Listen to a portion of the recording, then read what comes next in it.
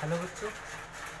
और जो हम पिछले क्लास में लिए थे रेशियो एंड प्रोपोर्शन, अनुपात एवं समानुपात, आज इसी का क्लास है। सेकेंड क्लास आज है। इस पे बहुत सारा क्वेश्चन बताएंगे, तो ध्यान से देखेंगे, कहीं से भी कोई प्रॉब्लम नहीं रहेगा। बारीकी से एक एक क्वेश्चन को ध्यान से देखेंगे। और रेशियो एंड प्रोपोर्शन का सेकेंड क्लास है, इसका 2 क्लास और अपलोड होगा, यानी टोटल 4 क्लास इसका अपलोड होगा। तो देखते हैं, क्वेश्चन के साथ बने रहें। तो क्वेश्चन नंबर 3 तक हम देख ही चुके हैं। आगे देखते हैं question number 4। Question number 4, light on करो रोशनी, लाइट ऑन करो। क्वेश्चन नंबर 4 है, ध्यान से देखना। उपेंद्र का वेतन 42,000 रुपये प्रति माह है और वह प्रति माह 6,000 रुपया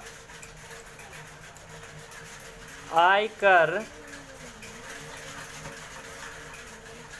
में जमा करता है, तो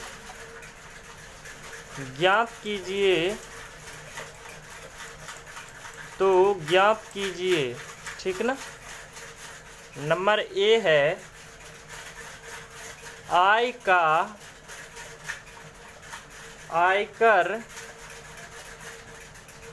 के साथ अनुपात। ठीक है। नंबर बी है, आयकर का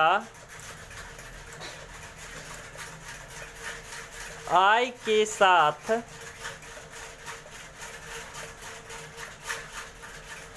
अनुपात। ठीक है। एंड नंबर सी है, क्या ये दोनों अनुपात तुल्य हैं। ठीक ना। तो इसको समझते हैं। क्वेश्चन है, उपेंद्र का वेतन 42,000 रुपया प्रति माह है और वह प्रति माह 6,000 रुपया आयकर में जमा करता है, तो हमको निकालना है नंबर ए, आय का आयकर के साथ अनुपात, और नंबर बी कह रहा है ज्ञात करने के लिए आयकर का आय के साथ अनुपात, एंड नंबर सी कह रहा है क्या ये दोनों अनुपात तुल्य हैं। यानी उपेंद्र है जो 42,000 रुपया प्रति माह वो कमा रहा है, उसका वेतन है। ठीक ना। और वह उससे आयकर में सेव कर रहा है 6,000 रुपया। 42,000 कमा रहा है और 6,000 रुपया वो सेविंग कर रहा है आयकर में। तो ज्ञात करना है हमको ए नंबर, आय का आयकर के साथ अनुपात ज्ञात करना है, और बी नंबर है आयकर का आय के साथ अनुपात हमको ज्ञात करना है। ठीक ना। तो इसको देखते हैं। सबसे पहले इसको देखेंगे किस दिया क्या गया है, सॉल्यूशन करते हैं इसका। उसका जो वेतन है, वेतन दिया गया है 42,000। ठीक है।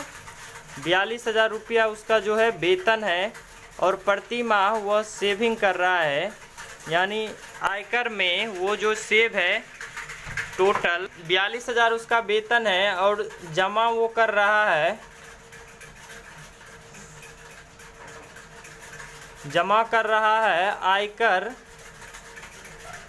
आयकर में वो 6,000। ठीक ना।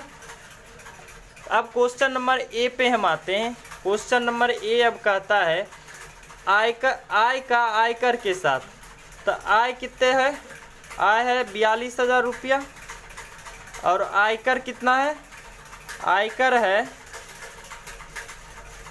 आयकर है 6,000 रुपया, ठीक है ना। अब इसका हम अनुपात निकालेंगे, अनुपात अगर इसका निकालेंगे तो 42,000 बटा कर देंगे इसका 6,000, 0 0 0 एंड 0 0 0, 6 7 जा 42 यानी कि 7/1 यानी कि 7:1। ए नंबर का आंसर हो गया 7:1। इसका अनुपात निकल गया 7:1। किसका निकला? नंबर ए का, आय का आयकर के साथ, ठीक ना। अब बी नंबर यहीं पे समझ लेते हैं। बी नंबर का रहा है आयकर का आय के साथ अनुपात। आयकर है टोटल 6,000 रुपया, आयकर है टोटल 6,000 रुपया और आय है 42,000 रुपया। तो आयकर, आयकर और आय, आयकर है 6,000 और आयकर आय है 42,000।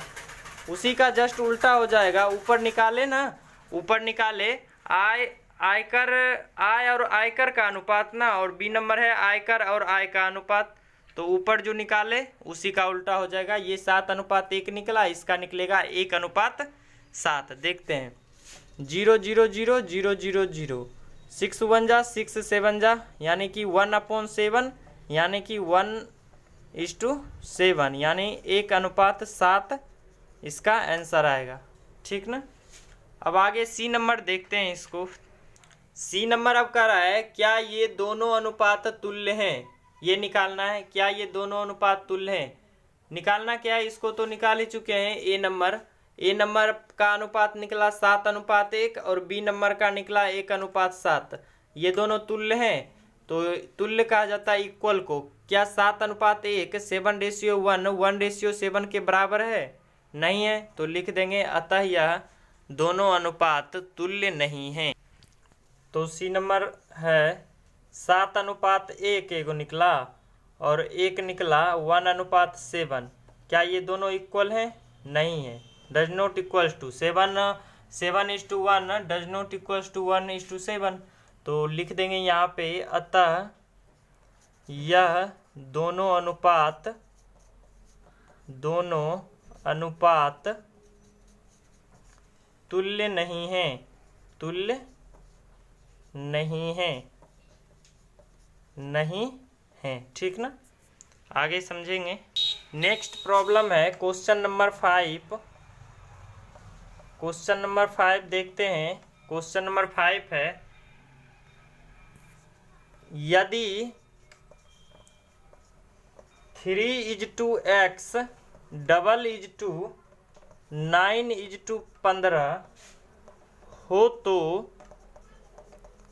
तो x का मान ज्ञात कीजिए। x का मान ज्ञात कीजिए, ठीक है। देखते हैं क्वेश्चन नंबर 5 का रहा है यदि 3:x = 9:15 हो तो x का वैल्यू निकालने के लिए कह रहा है। तो इस तरह का एग्जाम्पल हम लिए थे पिछले क्लास में। 3:x = 9:15 हो तो x का वैल्यू निकालने के लिए कह रहा है। तो इसको देखेंगे। इसका एक फॉर्मूला हम लिए थे, पहले क्या दिया गया है वो लिख देते हैं। 3:x = 9:15, ठीक ना। इसमें हमको इसका फॉर्मूला, इसका ट्रिक क्या बताए थे, पास को पास वाले के साथ मल्टीप्लाई करेंगे और फिर दूर को दूर वाले के साथ मल्टीप्लाई करेंगे, ठीक ना। क्वेश्चन है यदि 3:x = 9:15 हो तो x का मान ज्ञात कीजिए। तो नज़दीक वाले को नज़दीक के साथ मल्टीप्लाई और दूर वाले को दूर के साथ मल्टीप्लाई करेंगे, करते थे ना। तो देखते हैं यहाँ करेंगे। x × 9 करेंगे और 3 × 15 करेंगे तो यहाँ हो जाएगा 9x और इधर हो गया 45। 9x 45 है तो x बराबर 45/9 हो जाएगा। 9 5 जा 45 तो x का वैल्यू हो रहा है कितना, 5 हो रहा है। और हमको निकालने के लिए क्या कर रहा है, x का मान निकालने के लिए कर रहा है। x ही ना यहाँ पूछ रहा था, तो x का वैल्यू हो गया कितना, 5। तो इसका आंसर हो जाएगा 5, ठीक ना। आगे देखते हैं अगला क्वेश्चन। तो अगला क्वेश्चन है, यदि किसी समानुपात के प्रथम तीन पद 3, 5 तथा 12 हो तो चौथा पद ज्ञात कीजिए। तो सेम उसी तरह का क्वेश्चन है जिस तरह का अभी बनाई क्वेश्चन नंबर 5 जैसे बताए थे, सेम उसी तरह का क्वेश्चन है और बहुत ही अच्छा क्वेश्चन है, कितना बार एग्जाम में पूछा जा चुका है। प्रोपोर्शन का क्वेश्चन है ये, यदि किसी समानुपात के प्रथम तीन पद 3, 5 तथा 12 है तो चौथा पद निकालने के लिए कह रहा है। तो देखेंगे चौथा पद कैसे निकाला जाता है। तो इसको भी x मान सकते हैं चौथा पद को, और फिर उसके बाद निकाल सकते हैं। तो ध्यान से देखो, समझ में आ जाएगा। अगर कहीं कोई प्रॉब्लम है तो पूछ सकते हो। क्वेश्चन है, तो सबसे पहले माना कि चौथा पद बराबर x, चौथा पद बराबर x, हम चौथा पद को x मान लेते हैं और कह रहा है किसी समानुपात, यानी प्रथम तीन पद जो है वो है 3:5 और डबल अनुपात यानी कि समानुपात 12:, चौथा पद तो हम x मान ही चुके हैं x। इक्वेशन रेडी है 3:5 12:12x। इसी इक्वेशन बेस्ड पे इसको बनाएंगे। पास को पास वाले के साथ एंड दूर को दूर वाले के साथ मल्टीप्लाई करेंगे। तो यहाँ 12 × 5 करेंगे और इधर करेंगे 3 × x करेंगे। तो 12 × 60 इधर हो जाएगा और इधर हो जाएगा 3x। तो x का वैल्यू यहाँ से निकल जाएगा 60/3, x बराबर हो जाएगा 20। यानी x हम लिए हैं किसका, चौथा पद को लिए हैं। तो यहाँ लिख सकते हैं चौथा पद बराबर 20, चौथा पद बराबर 20। यही मेरा आंसर हो गया। बहुत ही ये आसान क्वेश्चन था, बस ध्यान से देखो समझ में आ जाएगा। अगला प्रॉब्लम है क्वेश्चन नंबर 7 देखते हैं। क्वेश्चन नंबर 7 है 3:7 अनुपातों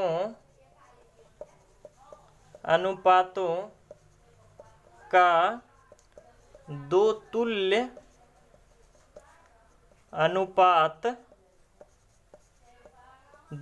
अनुपात ज्ञात कीजिए, ज्ञात करें।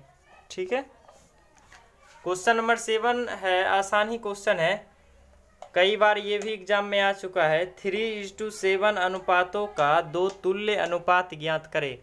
तुल्य अनुपात किसको कहते हैं? तुल्य अनुपात जब भी कहेगा निकालने के लिए ना, तुल्य अनुपात जब भी कहेगा निकालने के लिए, तो इसमें जो भी रेशियो लिखेगी उसमें क्या करेगी, जैसे ये 3:7 का अनुपात को हमको तुल्य अनुपात निकालना है, तो इसका जब तुल्य अनुपात होगा, देखो यहाँ पे, इसका जब तुल्य अनुपात निकलेगा, ये तुल्य अनुपात हो जाएगा 3:7 का तुल्य अनुपात हो जाएगा 6:14, 6:14, डायरेक्ट डबल कर रहे हैं, 6:14 हो जाएगा। और 2 पूछ रहा है, तो फिर इसमें अब क्या करेंगे, 3 को अब यहाँ 2 टाइम मल्टीप्लाई किए, अब 3 टाइम मल्टीप्लाई करेंगे, तो यानी हो जाएगा 9:3 से बन जाए 21, 9:21। यानी कि डायरेक्ट एक अनुपात, 2 तुल्य अनुपात निकालना है तो पहले 1 निकालेंगे तो डबल कर देंगे, 2 निकालेंगे तो 2 गुना कर देंगे, नहीं 3 गुना कर देंगे, और जब 3 निकालना है तो 4 गुना कर देंगे। यानी 3:7 को डबल किए तब ना 6:14 आया, और फिर 9:21 आया जब इसको तिगुना किए तब। यानी तुल्य अनुपात निकालने के लिए बहुत ही आसान है, एक लाइन में ये हो गया। अगला क्वेश्चन देखते हैं। अगला क्वेश्चन है, बाजार में केले 18 रुपया प्रति दर्जन बिक रहे हैं तो 10 केले का मूल्य क्या होगा? ये पूछ रहा है कि 18 केले बाजार में बिक रहे हैं तो उसका मूल्य 12 केले यानी 1 दर्जन का मूल्य 18 रुपया दिखा रहा है, तो 10 केले का निकालना है। ये सब यूनिटरी मेथड का क्वेश्चन है, लेकिन इसको प्रोपोर्शन के थ्रू इसको हम बनाएंगे। एग्जाम में भी ये क्वेश्चन आता है, और यूनिटरी से बनाएंगे थोड़ा लंबा जाएगा, एक लाइन में ये क्वेश्चन डील होगा। तो देखो यहाँ से तो सबसे पहले इसको प्रोपोर्शन के इक्वेशन में हमको लिखना है। देखो 18 रुपया 1 दर्जन केला, यानी 1 दर्जन यानी 12 केला, ठीक ना। नहीं तो ऐसा करते हैं, इसको मल्टीपल के टर्म में नहीं लिखते हैं, रेशियो प्रोपोर्शन के टर्म में लिखते हैं। 18:12 यानी 18 केला 12 रुपया, ठीक है। आगे है प्रोपोर्शन देंगे, अब कर रहा है 10 केले का मूल्य, ये रुपया था ना, इधर हो जाएगा रुपया, x मान लेते हैं, और इधर केला दे रहा है 10, ठीक है ना। इक्वेशन तैयार कर दिए। 18:12 double ratio x multiply 10, sorry multiply फिर पड़ गया, (2) यानी अनुपात। अब इसको यहाँ से तो कर ही सकते हैं, पास को पास वाले के साथ 12 × x और उसके बाद 18 × 10, ठीक है ना। 12x किए, इधर हो गया 12x और इधर हो गया 180, तो यहाँ से x बराबर हो जाएगा 180/12, तो यहाँ से हो रहा है 4 बार में 6 बार में, ठीक है। उसके बाद 15 यानी कि x बराबर हो रहा है 15 ना, यानी 10 केला का मूल्य कितना हो रहा है, 10 किलो का मूल्य हो जाएगा 15 रुपया, 15 रुपया, यही आंसर हो जाएगा। इसको यूनिटरी से भी बना सकते थे, चूँकि इसलिए करके, लेकिन ऐसे बनाएं, ऐसे समझो, ऐसे में और आसान है। और ये ऐसे भी प्रोपोर्शन का ही क्वेश्चन था, हम ये बोले कि इस रेशियो और प्रोपोर्शन का ये क्वेश्चन हम यूनिटरी मेथड से भी बनाते तो ये बन जाता, ठीक है ना। अगला क्वेश्चन देखते हैं। तो ये समझ में आया ना। इसी के आधार पे एक और सेम क्वेश्चन इसी बेस्ड पे अभी बताते हैं, सारा डाउट क्लियर हो जाएगा अगर डाउट है इसमें तो। और फिर अगला क्लास में आगे फिर अगला क्वेश्चन को लेकर के चलेंगे। इसी तरह एक और क्वेश्चन बताते हैं, ठीक ना। अगला सवाल ये रहा, ठीक ना। सवाल है, एक मजदूर 15 दिनों में 1815 रुपया कमाता है यदि वह 8 दिनों तक ही काम करता है। उस टाइम था रुपया था और केला था, यहाँ पर है एक मजदूर 15 दिनों में 1815 रुपया वो क्या कर रहा है, कमाता है। समझ में आ रहा है अंडे। यदि वह 8 दिनों तक ही काम करता है तो उसे कितनी मजदूरी प्राप्त होगी, ये हमको निकालना है। देखो यहाँ सामने, तो 15 दिनों में इसको भी पहले प्रोपोर्शन के इक्वेशन में लाएंगे। 15:1815, ठीक है ना। यानी 15 दिन वर्क कर रहा है तो उसको मिल रहा है 1815 रुपया, और (2) है यदि वह 8 दिनों तक ही करता है तो 8 दिनों तक काम करेगा तो कितना रुपया मिलेगा, x मान लेते हैं, लेट, ठीक ना। इक्वेशन ये बन गया 15:1815 8:x, इसको समानुपात बोल सकते हैं। इसको इसके के साथ मल्टीप्लाई, इसको इसके के साथ, तो यहाँ से देखते हैं 15 × x हो गया और इधर हो गया 1815 × 8, यहाँ से x बराबर हो गया 1815 × 8 अपॉन हो रहा है फिर 15, ठीक ना। अब इसको देखते हैं 15 एक बार में, 15 एक बार में, 15 दो बार में, 15 एक बार में, यानी कि x बराबर हो रहा है कितना, 121 × 8, यानी x का वैल्यू आ रहा है 8 8 दूना 16 6 1 8 1 9, यानी कि 968 रुपया, 968 रुपया ये उसका मजदूरी हुआ। तब यहाँ लिखेंगे, अतः 8 दिनों की मजदूरी, अतः 8 दिनों की मजदूरी बराबर 968 रुपया, 968 रुपया, ठीक ना। समझ में आया नहीं ये, वो नोट कर लो इसको। एक और क्वेश्चन आज बताएंगे, नंबर 10, लास्ट क्वेश्चन आज का लास्ट देखते हैं। मिठाई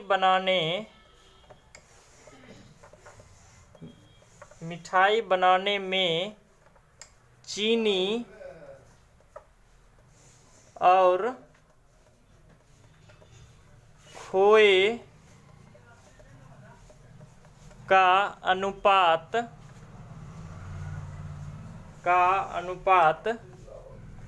3:7 रखा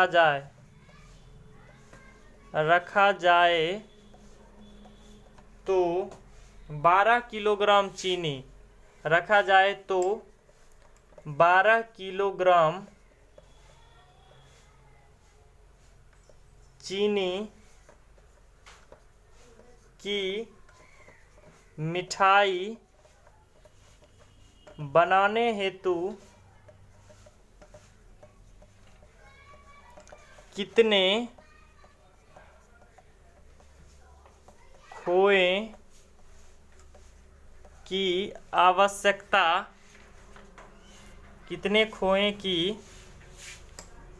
आवश्यकता होगी। ठीक है ना। बहुत ही अच्छा क्वेश्चन है। मिठाई बनाने में चीनी और खोए का अनुपात 3:7 3:7 रखा जाए तो 12 किलोग्राम चीनी की मिठाई बनाने हेतु कितने खोए की आवश्यकता होगी। ठीक है ना। देखते हैं, इसको बारीकी से समझते हैं। यहाँ ध्यान से देखो। फिर यहाँ है चीनी और खोया, दो प्रोडक्ट है, चीनी है और एक खोए हैं। ठीक ना। तो चीनी और खोए का 3:7 है, यानी 3 ये पहला चीनी होगा और 7 ये खोया होगा। यहाँ भी रेशियो डाल देते हैं, डाउट क्लियर हो जाएगा। 3:7। ठीक है, 3:7 कर दिए। अब कह रहा है 12 किलोग्राम चीनी की मिठाई बनाने हेतु कितने खोए की आवश्यकता पड़ेगी। अब यहाँ देखते हैं, रेशियो को हम ऐड कर सकते हैं। ठीक ना। इसमें नया लॉजिक आया ना, यहाँ रेशियो को हम ऐड कर सकते हैं। जैसे यहाँ पे ऐसे भी समझ सकते हैं कि 12 किलोग्राम चीनी की मिठाई बनाने हेतु कितना खोया जरूरी पड़ेगा। ठीक है, तो इसको देखते हैं तो समझते हैं। चीनी कितना दिया गया है, चीनी है 3। अब जो भी है केजी है, ग्राम है, क्या है पता नहीं है, तो जो भी है 3 अगर मेरा 12 केजी के अगर बराबर है, ठीक ना, किलोग्राम, 3:7 के रेशियो में जो है वो, और उसमें से 3 चीनी है, तो 3 अगर मेरा 12 केजी के बराबर है यूनिटरी मेथड के हिसाब से, तो एक मेरा 12/3 यानी कि 4 केजी के बराबर होगा ना। 3 अगर 12 केजी के बराबर है तो एक मेरा 4 केजी के बराबर होगा। और हमको निकालना है खोए की आवश्यकता कितना पड़ेगा, ये हमको निकालना है। तो खोया का रेशियो जो दिया गया है वो है 7। ठीक ना। एक अगर 4 के बराबर है तो 7 हो जाएगा कितना के बराबर, 7 4 जा 28 केजी। यही इसका आंसर हो जाएगा, 28 केजी। ये इसका खोए। ठीक है, ये 28 है, यही इसका आंसर था। ठीक ना। तो अगला क्लास में आगे क्वेश्चन नंबर 11 से स्टार्ट करेंगे। उसमें भी एक से एक क्वेश्चन है, अच्छा क्वेश्चन है, उसमें नया लॉजिक सीखने को मिलेगा। तब तक इसको नोट कर लो, बहुत इम्पोर्टेंट क्वेश्चन है ये। ठीक है, मिलते हैं अगले क्लास में।